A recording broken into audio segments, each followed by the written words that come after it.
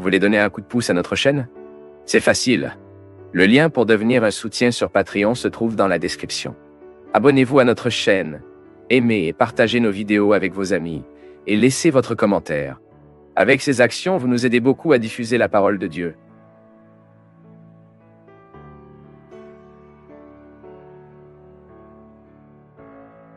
Avec lui hier, il m'a dit ainsi prêtre l'une des choses qu'il a le plus marqué de tout ce que le Seigneur a dit. Et c'est vrai, mon peuple.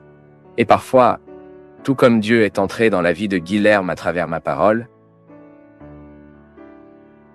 vous avez également le pouvoir d'entrer dans ma vie par un mot que vous me dites. Cette semaine, j'ai reçu un email d'une dame qui a tellement parlé à mon cœur. Elle commentait une réalité qui s'est produite cette semaine et qui m'a joué profondément. C'est pour ouvrir mes yeux d'une manière simple, belle et directe vers quelque chose de Dieu, je voulais me dire, qui m'a dit à travers elle. Et il est intéressant de noter que lorsque nous finissons de lire un email comme celui-ci, nous avons envie de dire un mot de salut. Ce n'est pas vrai? Quel est le mot qui nous sauve? C'est celui qui nous trouve au bon moment. Le mot qui a le pouvoir d'économiser est ce mot qui nous trouve au bon moment. Combien de fois avez-vous lu ce même passage de l'Écriture et elle ne vous a rien dit, mais soudain vous avez lu et ce mot vous sauve à ce moment-là? Pourquoi? Parce que c'était le bon moment pour lire. C'est comme si tu disais quelque chose à ton enfant au mauvais moment. Il ne sert à rien. Lorsque tout le monde crie, que tout le monde est nerveux, le mot ne sera jamais puissant au point de sauver. Mais au moment du calme, à la fin de la confusion, nous avons le pouvoir de se sauver avec notre parole. Je vous pardonne. Combien de fois ce mot est le salut dans la vie de l'autre? Je comprends ce que vous ressentez. Cela sauve. Combien de fois au moment de notre désespoir, mon peuple, nous le voulons juste. Quelqu'un qui nous regarde et dit « Je comprends ce que vous ressentez.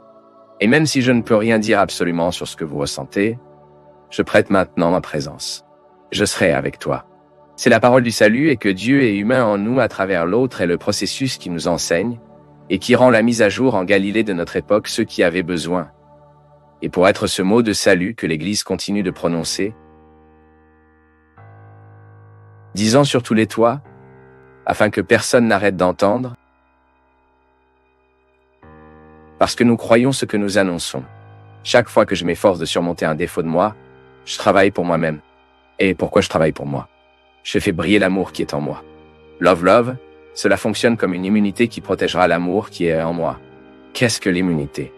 C'est tout ce que nous avons au sein de notre organisme, en tant que mécanisme de défense contre les virus, les bactéries, même les cellules cancéreuses que notre organisme génère chaque jour. Notre mécanisme, je me souviens que mon premier professeur de biologie, qui n'était même pas la biologie, nous avons appelé la science, non? Elle a utilisé une métaphore très simple pour nous aider à comprendre ce qu'était l'immunité. C'était un groupe de soldats qui couraient avec leurs armes pour tuer des virus, des bactéries, des cellules cancéreuses qui menaçaient notre corps.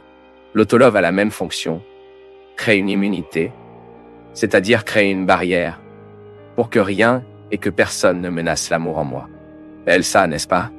Là où il y a une créature, il y a l'amour du Créateur. Saint François d'Assise a compris cela si profondément qu'il a commencé à percevoir l'amour. Même dans les plantes, chez les animaux, dans toutes les réalités que Francis d'Assise se perçoit. L'amour de Dieu. Beaucoup plus quand il a commencé à trouver les lépreux qui étaient en dehors de la ville d'Assise. Ils étaient hors du mur, parce que les villes médiévales étaient vécues précisément pour ne pas être envahies, ne pas être pilées par les ennemis ensuite. Les lépreux étaient à l'extérieur de ces murs. Francisco, alors avec Clara et tous ses amis, est sorti des murs d'Assise pour chercher ceux qui ont été refusés dans cette dignité. Telle était l'agitation de leur cœur par rapport à la perception de l'amour de Dieu dans la vie de l'autre. L'amour en moi me déplace vers l'amour l'un pour l'autre. Mais d'abord, c'est une expérience personnelle de l'amour. C'est l'amour pour moi qui me donne les conditions d'aimer l'autre. Parce que nous faisons beaucoup d'erreurs dans la vie, dans notre vie amoureuse, dans notre vie sentimentale. Précisément parce que nous voulons donner à l'autre ce que nous n'avons pas encore offert. Comment puis-je se donner de l'amour si je ne me donnais pas encore d'amour? Comment puis-je prendre soin de quelqu'un si je n'ai pas encore pris soin de moi? Comment vais-je vous offrir confiance si je ne me fais toujours pas confiance? Si je ne me suis pas déplacé dans cette confiance qui me donne les conditions pour faire mûrir l'autre. Donc, mon peuple, si je ne traite pas cet amour pour moi dans ma vie quotidienne, dans la reconnaissance même de l'amour de Dieu en moi, Je me souviens quotidiennement que je suis un territoire sacré, que je ne peux pas être banalisé, que l'autre n'a pas le droit de retirer mes richesses. C'est donc cet amour pour nous qui renforce notre immunité, afin que nous puissions vivre des relations plus matures, plus dorées et plus saines qui établissent la confiance. C'est ce que lorsque nous annonçons l'Évangile, la première chose que nous devons dire aux gens est de l'amour de Dieu. Si vous obtenez une première structure publicitaire, dites à l'autre que Dieu nous aime. Adlucisez à l'autre que Dieu est l'amour. Dites à ceux qui ne savent pas. Souvenez-vous de ceux qui sont oubliés. Dieu nous aime. Sans cette compréhension, mon peuple, nous n'allons nulle part. Il n'y a pas de conversion. C'est la première étape de tout le processus de conversion. Nous pouvons supposer dans nos vies la certitude de l'amour de Dieu pour nous. Ensuite, vous pouvez dire « Ah, Père, mais je suis si misérable. Si le Seigneur connaissait les péchés que je pratique chaque jour, précisément. » Nous avons tous besoin d'entendre cette annonce qui est énigmatique quotidiennement, car nous sommes tous des pécheurs. Et le péché est précisément une réalité qui rend difficile notre perception de l'amour de Dieu en nous. Une personne qui gâche sa vie dans les erreurs, la drogue, la prostitution, les mensonges, l'injustice, etc., elle cache l'amour de Dieu en elle. Ce n'est pas que Dieu a cessé d'aimer, non. C'est juste qu'elle n'a pas réalisé qu'elle est aimée. Qu'est-ce qui est pire dans cette vie? Il est précisément oublié que Dieu nous aime, cause des dégâts terribles. C'est le thème de ce livre qui est ici. C'est comme ça que j'ai commencé. Le disciple de l'aube. Le disciple de Dawn était un livre que j'ai écrit tout au long de ma vie. Et savez-vous comment il a commencé à gagner le corps? Parce qu'avant qu'un livre ne tourne sur l'autre page, c'est dans nos esprits, non? C'est drôle. Il semble que tout déclenche le livre. Les réunions, la prédication que vous faites. Il semble que Dieu vous poursuivra, afin que vous puissiez formater les idées en vous, et que vous pouvez écrire, puis écrire. Parce que c'est impressionnant, mon peuple. Cela fait une différence dans la vie d'une personne. Un livre, parce qu'il entre dans la tête et qu'il vivra dans nos cœurs. Cela change nos perspectives.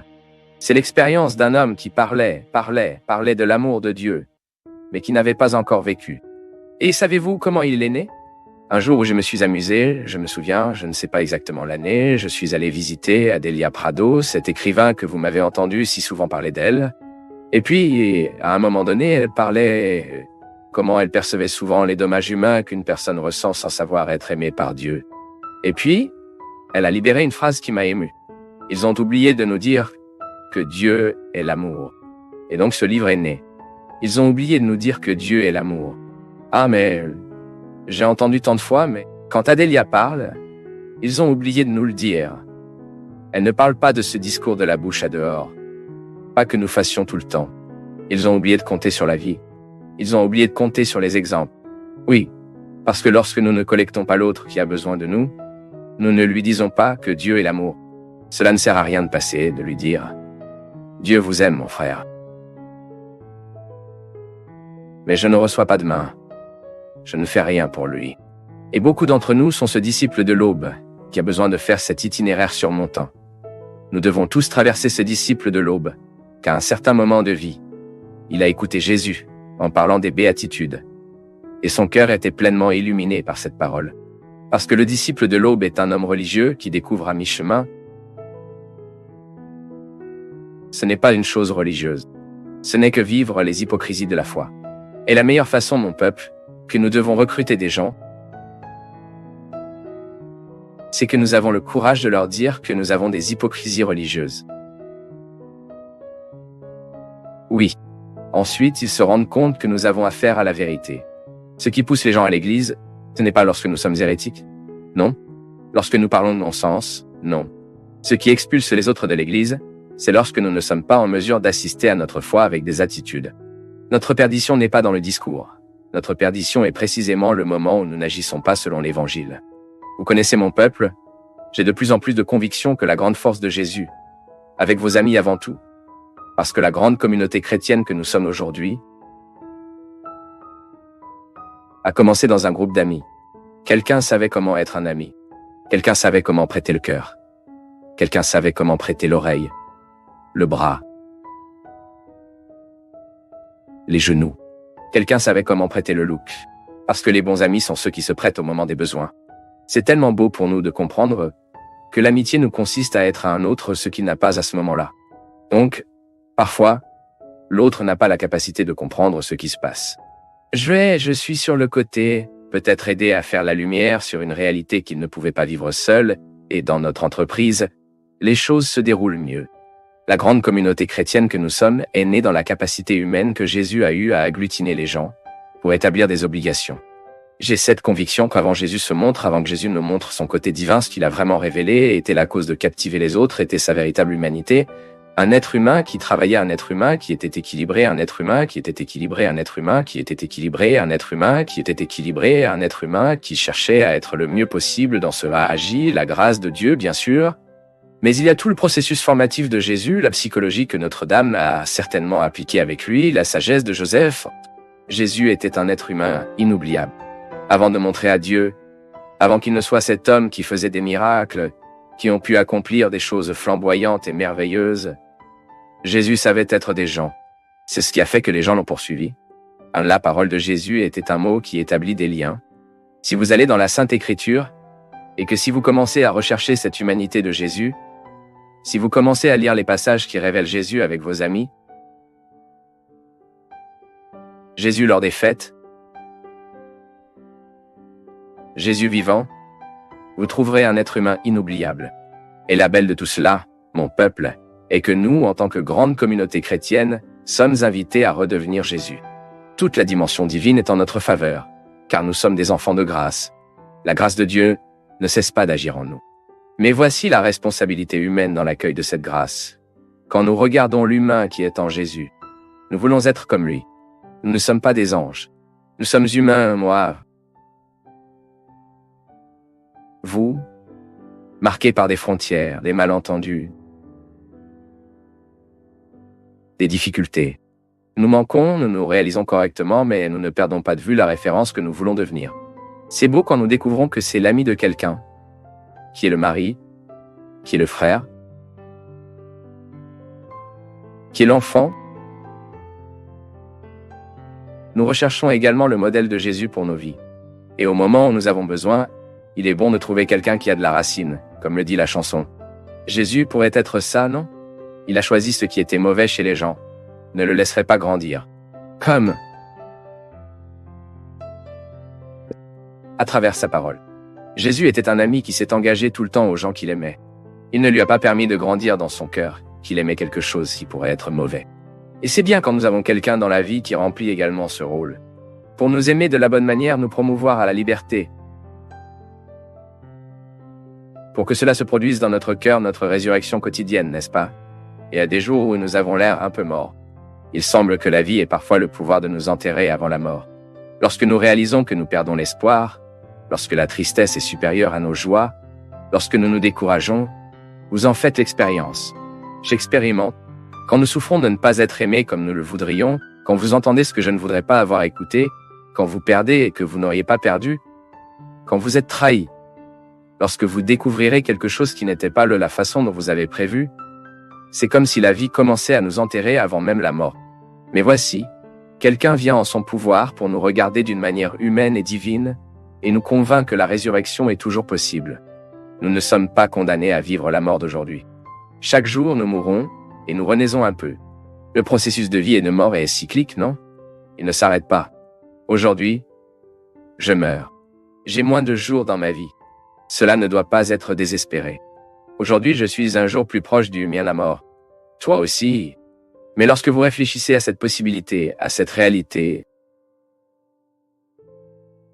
ce n'est pas une possibilité. Ce n'est pas pour nous remplir de désespoir, mais c'est peut-être que nous pensons à la qualité que nous voulons donner aux jours qui nous restent. Ce n'est pas comme ça. C'est ce que Jésus a fait. Le changement qui s'est produit dans la vie des gens est que Jésus a ouvert les yeux sur cette réalité, mais sans désespoir. Le diable aime nous mettre en désespoir. Dieu aime nous mettre dans l'espoir. Il y a deux façons d'interpréter cette foi. Ou je vivrai amèrement avec ce que je n'ai pas vécu, avec ce que je n'ai pas fait, ou je vais regarder le moment où je dois refaire ce qui doit être refait, gérer ce qui doit être administré et courir après le temps perdu. J'étais drôle de recevoir chez moi cette semaine Guilherme. Un ami que la vie m'a donné l'occasion de lui faire déjà me connaissait, et je ne l'ai pas fait. Et je me suis amusé d'avoir Guilherme.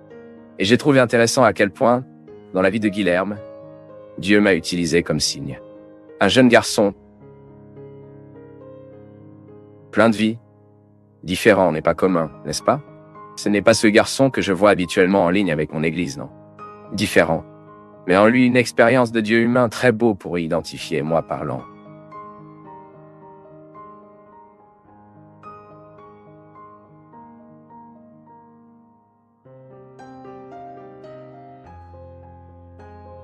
C'est un grand plaisir pour nous tous du Path of Faith d'être avec vous en ce moment.